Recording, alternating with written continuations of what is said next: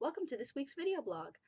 For this week's video blog, I'm going to be doing another look at my keeper shelf, and this is part 7, I believe, where I go through the books on my keeper shelf. No, that way. That way. Hang on, okay. Perspective. Let's go. No, I'm bad. Okay. That middle shelf there, all the way down to the bottom, is books that I have read over the years and loved enough to keep, and at times reread. And I haven't reread all of them, but I just like to keep them, and because I've enjoyed them, and I want to have the option of rereading them if I so desire. So we will be going, some I remember everything that I loved about them, some I don't remember details, but I just want to share them with you that I love them enough to keep them on my keeper shelf. So we are starting with Karen Marie Moning's The Immortal Highlander. And this was everybody was waiting for this guy's book, Adam Black. This is Adam Black's book. And so I'm going to be reading the blurbs and sharing it with you guys. Beware. Lethally seductive alpha male of immense strength and dark eroticism. Do not look at him, do not touch him, do not be tempted, do not be seduced. In this book, she is all those things. With his long black hair and dark mesmerizing eyes, Adam Black is trouble with a capital T. Immortal, arrogant, and intensely sensual, he's free to roam across time and continents in pursuit of his insatiable desires. That is, until a curse strips him of his immortality and makes him invisible, a cruel fate for so irresistible a man. Now Adam's only hope for survival is in the hands of the one woman who can actually see him. Enter law student Gabrielle O'Callahan. For Gabrielle, cursed with the ability to see both worlds, mortal and fairy, it is the beginning of a long, dangerous seduction. But as Adam's quest to regain his immortality plunges them into a world of timeless magic, the price of surrender could be their lives. Unless they can thwart the conspiracy that threatens both mortal and fairy realms, and give them a shot at a destiny few mortals ever know. Glorious, wondrous, endless love. I don't remember the details so much of the plot, but I remember this one being a highly angsty, emotional book.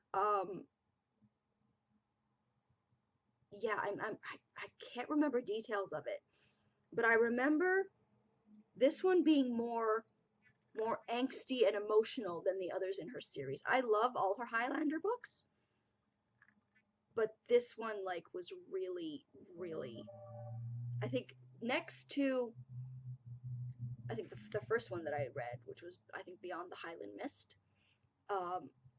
This one is my favorite. Beyond the Highland Mist has a special place in my heart because it was the first Highlander series book that I read of hers. But this one, I think, in terms of if I had read this one first, this one would have been my favorite out of the whole series.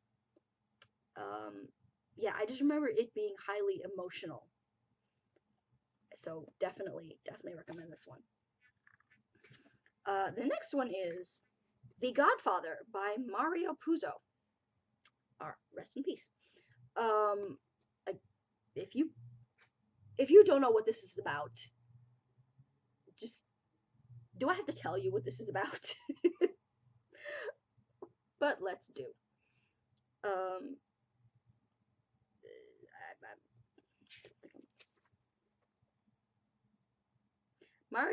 Excuse me.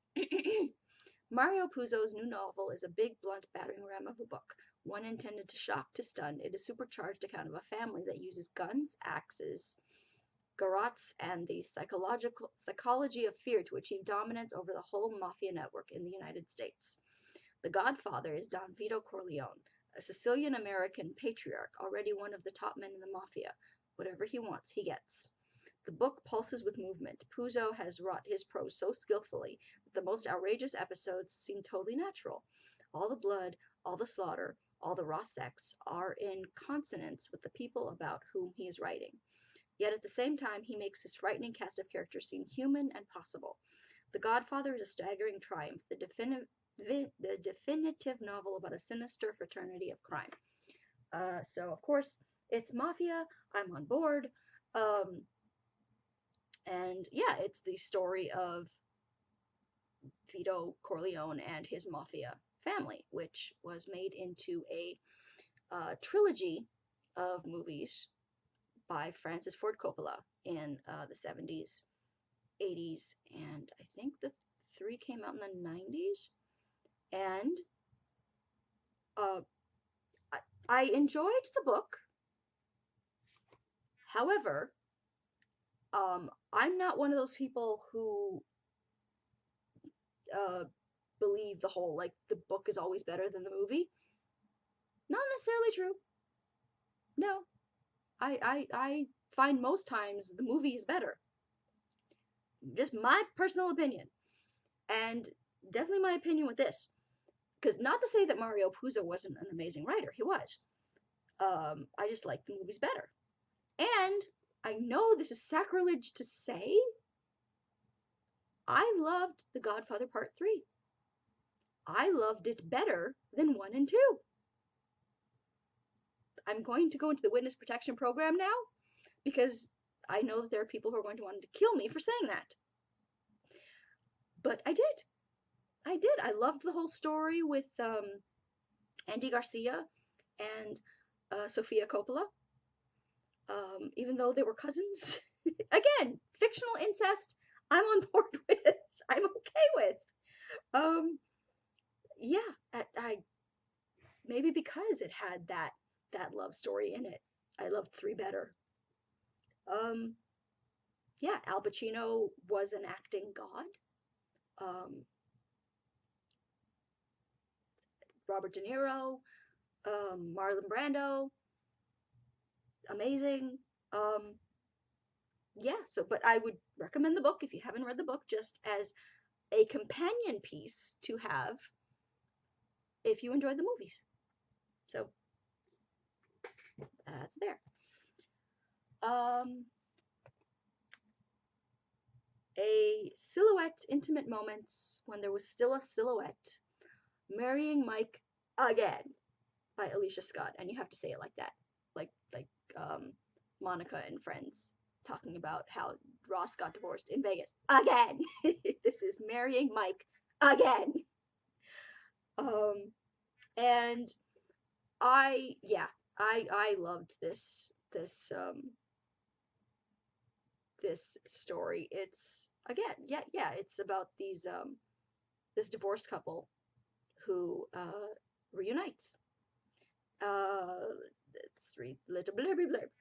Sandra Akins knew taking over as her crime-plagued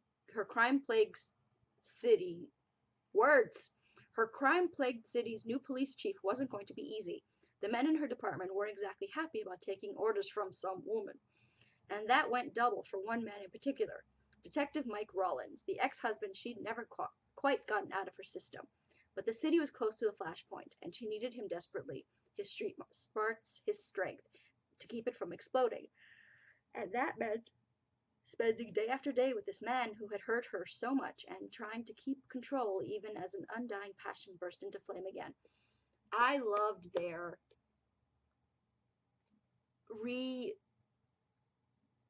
the reunion of their love story. I loved their rebuilding of their relationship. It was just, I thought it was really, really well done. So I would definitely recommend Marrying Mike again by Alicia Scott.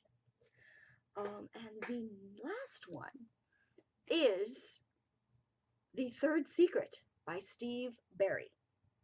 Now, if you haven't read Steve Barry, he's kind of like what Dan Brown did with like the Da Vinci Code, like that sort of kind of conspiracy thriller um, type deal. And I'll read the black blurb for you. Papal Secretary Father Colin Missioner is concerned for the Pope. We're all concerned for the Pope. Night after restless night, something coaxes Pope Clement the 15th to the Vatican's private archive, something concerning the revelations of Fatima. When the Pope sends Missioner on a mysterious errand to the Romanian highlands, perilous events unfold and Missioner finds himself embroiled in suspicion, deceit, suicide, and murder. Suddenly he is forced to face the very thing that has so distressed the Pope and must unravel a mystery that will shake the world. All of it is about secrets that could destroy the world if they ever got out. Just that kind of thing. Now, the third secret is based around the prophecies of the apparitions in Fatima, Portugal, in 1917, by these 3 young shepherd children. Now, as a Portuguese person, I am very familiar with this story. I even, in 2003, I went to Fatima, and there's a whole like tourist area. Of course, Fatima is a tourist city at this point, because it's the site of the apparitions. In the same way that Medjugorje, I think, in Yugoslavia, I think it is, where those apparitions took place there. In 1917, these 3 shepherd children claimed to have seen a vision of the Virgin Mary, and they claim that she imparted them with 3 secrets. One, I think, was a vision of hell. I can't remember what the second one was. And the third secret was to be sealed and not revealed to the world until the 60s, I think. I'm not sure. The first secret was a vision of hell. The second secret was that something was going to happen to the Pope. Like either the Pope was going to be assassinated, or the Pope was going to be shot, and all of this was going to happen. Like, yeah. And the third secret was, I think, not to be revealed until Mary gave the okay for it to be revealed. And the first 2 shepherd children died, I think, in the Spanish influenza epidemic that swept through in, I think, 1918, 1919 something.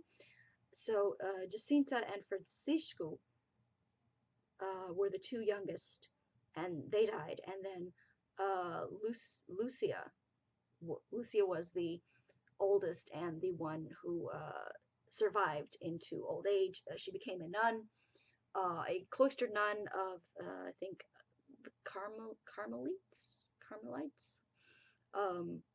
And I think and she had written down the third secret and the sealed envelope and gave it to the Pope, I think, in the 60s. And apparently it so terrified the Pope that the gossip or rumor is that the Pope fainted. Now, so then I think it was like in the 90s when it was finally published and revealed. And I think the third secret that they say was the third secret was the first was A Vision of Hell. I can't remember what the second one was, because I think the third one was the one where it was something was going to happen to the Pope. The Pope was going to be assassinated or something like that. Where what actually happened was that John Paul II was shot. There was an attempted assassination on Pope John Paul II, and by this Turkish guy.